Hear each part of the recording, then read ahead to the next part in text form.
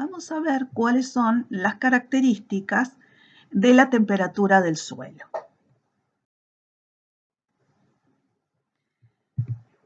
Empecemos viendo la variación diaria y anual de la temperatura del suelo con la profundidad. En este caso, en esta figura, lo que se presenta es la variación de la temperatura de suelo en distintas profundidades, medida en centímetros, a lo largo de un día. Fíjense que acá la curva con mayor variación corresponde a 1 centímetro, luego viene la de 5 centímetros, 10 centímetros, 20 centímetros, 40 centímetros y 80 centímetros. Del mismo modo, acá lo que presentamos en la otra figura es la variación de la temperatura de suelo en distintas profundidades, pero a lo largo del año. En este caso tenemos la curva con mayor variación, es la de 3 centímetros, la de 125, 251, 508 y 753 centímetros.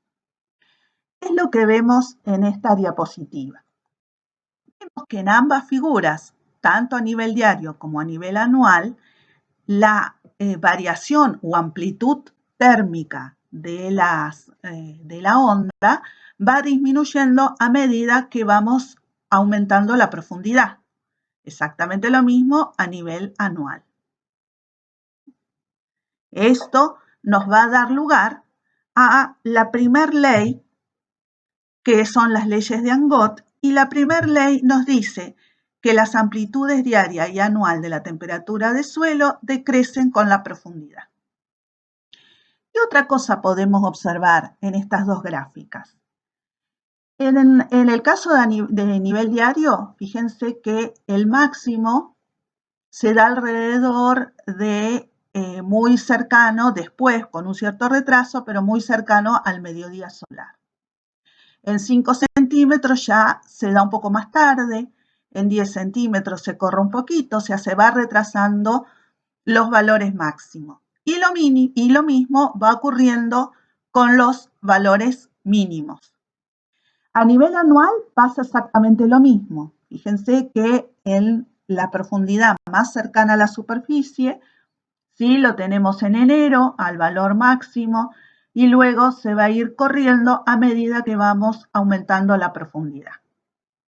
Esto nos da lugar a la segunda ley de Angot, que dice que la época de máxima temperatura de suelo sufre un retraso con la profundidad y la época de mínima temperatura de suelo sufre un retraso con la profundidad. ¿Qué otra cosa podemos observar? A nivel diario, a los 80 centímetros ya no tenemos ningún tipo de variación. A nivel anual, recién estamos viendo que a los 753 centímetros, prácticamente 10 veces más, ¿sí? Que a nivel diario, todavía hay variación anual de la temperatura. Quiere decir que cuando aumentamos la escala temporal, tenemos que aumentar la altura de la capa, ¿sí? Para ya no encontrar una variación en la temperatura. Esto es lo que dice la tercera ley de Angot, que a veces es un poco complicada de entender. Lo que nos dice es que las oscilaciones de la temperatura de suelo se propagan tanto más profundamente cuanto más largo es su periodo.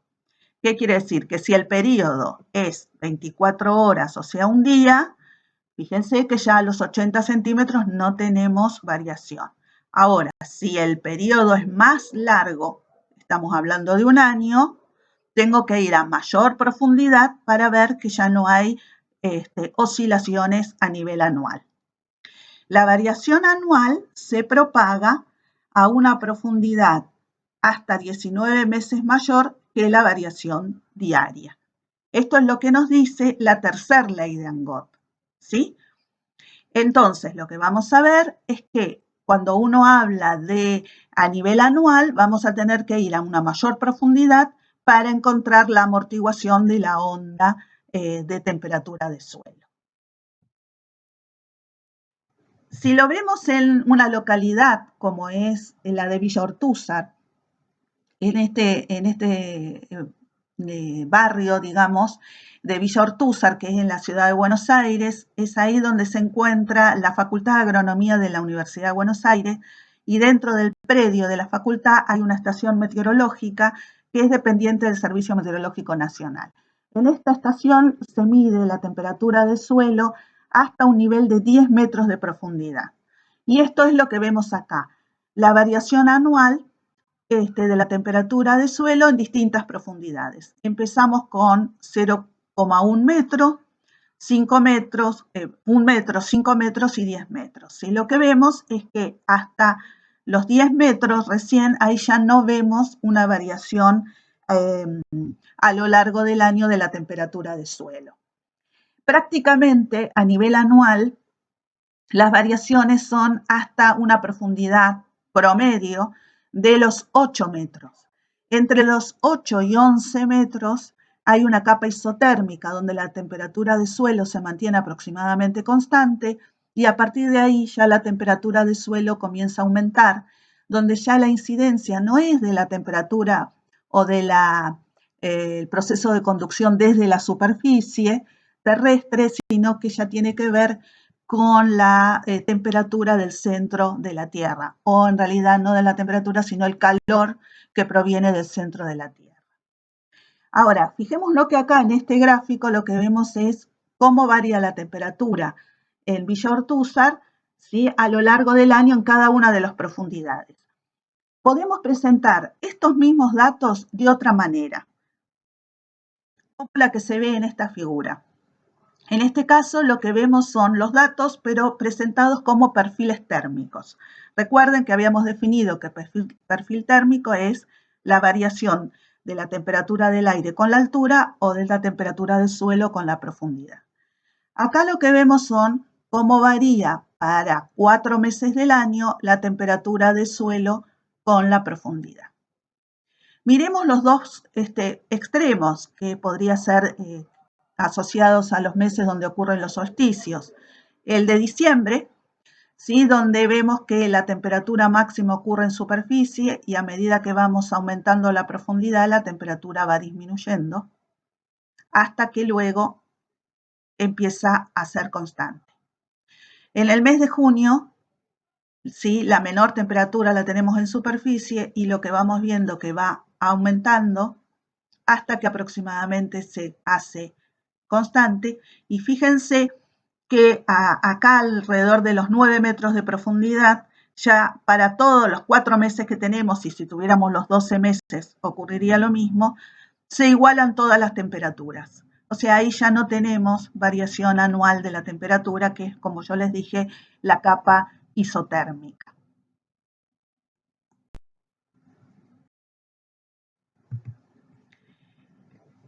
Los procesos de transferencia de calor en el suelo. Un poco estuvimos viendo cómo es la variación de la temperatura del suelo, entonces a lo largo del día, y cómo es a lo largo del año. En este gráfico lo que vemos es, yo se los dividí en dos, fíjense, tenemos noche e invierno y día y verano. Y acá lo que vamos a tener es en el eje X la temperatura, y si vamos en el eje Y o vertical, tenemos hacia arriba la altura donde tendríamos el aire y hacia abajo la profundidad. Y acá las líneas verdes representan las variaciones de temperatura. En el caso de la noche y el invierno, lo que vemos es que la temperatura va a ir aumentando con la profundidad. Y en el caso del día y el verano, la temperatura va a ir disminuyendo con la profundidad, ¿sí? Y se van acercando, obviamente, como dijimos, donde en la capa isotérmica prácticamente todo tiene la misma temperatura. ¿Qué pasa? Siempre sabemos que se transfiere calor de mayor a menor temperatura, ¿sí? Donde hay más a donde hay menos. Por lo tanto, podemos acá determinar hacia dónde o qué sentido tienen los flujos de calor. No nos olvidemos que la transferencia de calor en el suelo es a través de la conducción. Y acá, con estas flechas, le presento cuál es la dirección de los flujos de calor. Fíjense que el flujo de calor en invierno durante la noche es ascendente de las capas más bajas del suelo hacia la superficie. Y lo contrario pasa durante el día y el verano, donde desde la superficie que está más caliente hacia las capas inferiores ocurre el flujo de calor. A medida que va ascendiendo el calor, cada capa recibe calor y aumenta su temperatura.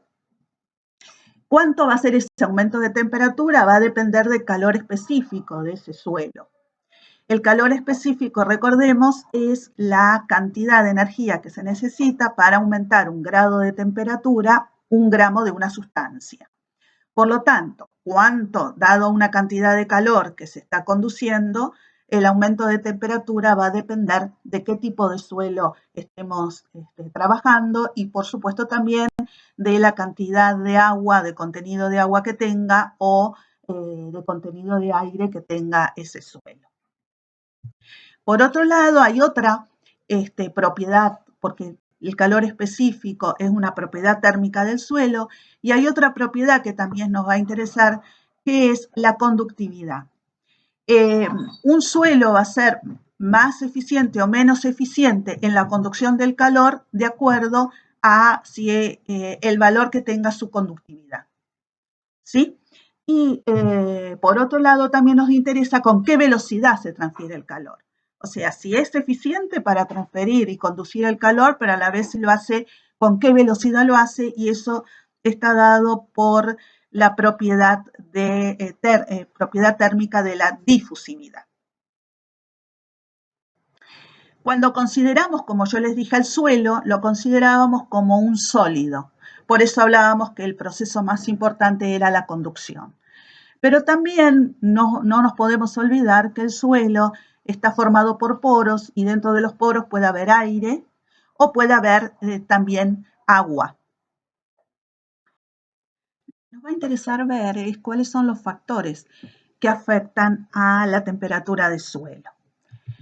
En particular, nosotros vamos a ver dos factores o dos grupos de factores, uno relacionados con las propiedades térmicas del suelo y el otro y el contenido de humedad del suelo. Pero ustedes ahí en el material de estudio tienen una serie de factores que van a afectar a la temperatura del suelo, como la textura, el color del suelo, con lo cual tiene que ver con el albedo, la cubierta vegetal que tenga, la temperatura del aire y otros factores más que ustedes van a ir viendo. Pero veamos esto.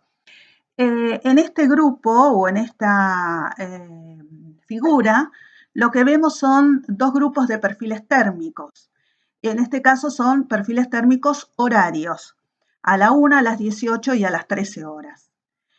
¿A qué corresponden estos dos grupos? Uno corresponde, el que está a la izquierda, a un suelo seco y el otro corresponde a un suelo húmedo. ¿Qué es lo que podemos ver a simple vista? Fíjense, la amplitud térmica en la superficie en un suelo seco es mucho más grande que la amplitud térmica en la superficie en un suelo húmedo, donde vemos que la temperatura máxima en un suelo seco es mucho más alta que en un suelo húmedo y la temperatura mínima es más baja que en el suelo seco que en el suelo húmedo.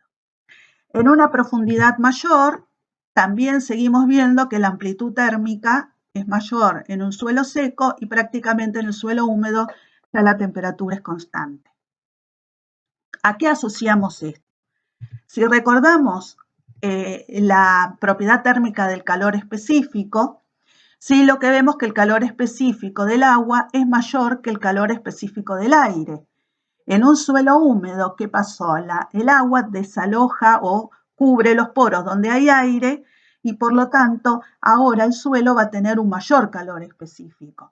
Ante la misma cantidad de energía, ¿sí? El suelo húmedo se calienta menos que un suelo seco. ¿Qué es lo que vemos? Entonces, que los suelos húmedos se calentarán en menor magnitud que los suelos secos y más lentamente, pero mantendrán más el calor y por lo tanto también se enfriarán más lentamente. ¿Esto qué es lo que hace? Que se reduzcan las variaciones de temperatura en el suelo. Un suelo húmedo vamos a tener menos oscilaciones de temperatura que en un suelo seco.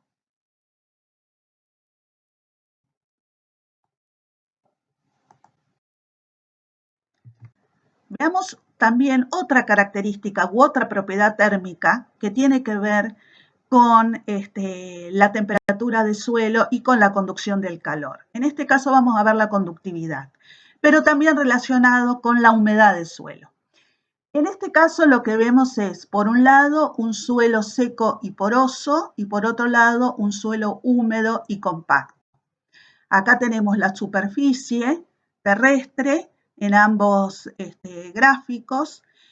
Arriba tendremos el aire y fíjense que está destacado como el proceso más importante de transferencia es la radiación y abajo tenemos el suelo donde el proceso más importante es la conducción. Si empezamos en un determinado nivel de profundidad, ¿sí? En este suelo tenemos una temperatura I1 y en este una temperatura I2. Ahora, ¿cuál es la característica de estos dos gráficos? Es que en el inicio, que estamos hablando de esta profundidad, las temperaturas son iguales. ¿Sí? Partimos de la misma temperatura. ¿Qué pasa con la conducción en este suelo que es seco y poroso? ¿Y qué pasa con la conducción en este suelo que es húmedo y compacto? ¿Dónde será más eficiente el proceso de conducción? Esa es la pregunta. Entonces, para eso podemos ver que la conductividad de un mineral es mayor que la conductividad del agua y la conductividad del agua es mayor que la conductividad del aire. Por lo tanto, en un suelo seco donde tenemos aire, vamos a tener una conducción menos eficiente que en un suelo donde tenemos agua.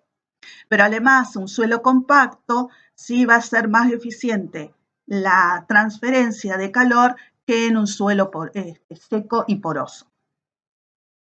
En este caso, fíjense que empieza con la misma temperatura, pero a medida que se va transfiriendo el calor por conducción, va disminuyendo la conducción, ¿sí? Porque el aire no es buen conductor. Sin embargo, acá que tenemos un suelo húmedo, como la conductividad del agua es mejor, es más eficiente, se mantiene, ¿sí?, esa conducción como cuando empezó con la temperatura acá a esta profundidad. Cuando llega a la superficie, fíjense la superficie, ¿sí? En este caso vamos a tener una temperatura superficie 1 y en este una temperatura de superficie 2. Acá sí encontramos diferencias entre estas temperaturas. ¿Por qué? Que la temperatura en la superficie 1 para un suelo seco y poroso va a ser menor que para un suelo húmedo y compacto, simplemente porque el proceso de conducción, ¿sí?, no ha sido un proceso eficiente. Los suelos húmedos en los que hay un desplazamiento del aire por el agua conducen mejor el calor que los secos. En este caso, lo que vamos a ver es una aplicación que es importante de estas características que tiene la temperatura del suelo, principalmente de esta parte que yo les comentaba de la capa isotérmica. Fíjense que hay en muchos sectores, en cuanto a la parte alimenticia, se utiliza esto para mantener los alimentos como pueden ser los quesos, los vinos, en cavas, donde la temperatura es prácticamente constante. También se utiliza para extraer agua, donde siempre durante todo el año vamos a tener en los viejos aljibes o en los pozos, ¿sí? Si uno extrae el agua, durante todo el año el agua va a tener aproximadamente la misma temperatura. En este caso lo que se hace es una instalación para calentar y enfriar una casa. A esto se le llama energía geotérmica. ¿Sí? Fíjense que lo que vemos acá son unos tubos que están enterrados y por los cuales circula el agua. Y se hace en una profundidad para que la temperatura del suelo se mantenga aproximadamente constante. Entonces, cuando el agua circula por ahí, lo que hace es que extrae o introduce calor en la casa según sea verano o invierno. En este caso, lo que vemos es qué pasó con la temperatura dentro de la casa. Esto se hizo en la provincia de Buenos Aires y lo que se hizo es todo a través de un año, en el año 2012, y se midió cuál era la temperatura fuera y cuál era la temperatura dentro de la casa. Lo que se observa, fíjense, es que hay una amortiguación en la variación de la temperatura, que sería el azul dentro de la casa, respecto de lo que pasa fuera de la casa. En este caso lo que se hizo fueron tubos de 20 centímetros de diámetro, 75 metros de longitud, enterrados a 2 metros de profundidad. ¿Sí? Y entonces lo que se trató de hacer es utilizar esa energía geotérmica. Obviamente es una energía que es renovable y los problemas siempre son los mismos en cuanto a las energías renovables, los costos y el efecto que producen. Entonces, por eso esto se ha hecho, se va haciendo en escalas pequeñas para ver si luego pueden ser utilizados. Una cuestión que es importante a destacar en la temperatura de suelo de todo lo que estuvimos viendo en cuanto a las leyes de Angot, en cuanto a sus propiedades que va teniendo, ¿sí? Y en cuanto a la capa isotérmica, lo importante a destacar que todo esto se debe al proceso en el cual se transfiere el calor en el suelo. Sí, recordemos que en el aire se transfería principalmente por radiación, convección, cambio de estado y muy poquito por conducción en capas bajas. Pero en el suelo la mayor transferencia es conducción. La conducción es un proceso poco eficiente, ¿sí? Por lo cual hace que la transferencia de calor tenga esos retrasos y esas disminuciones en la amplitud que estuvimos viendo. Y por otro lado, como es por contacto de molécula a molécula, se va perdiendo energía a lo largo del camino en la trayectoria de la conducción del calor. Sí, por lo tanto, eso es importante a tener en cuenta.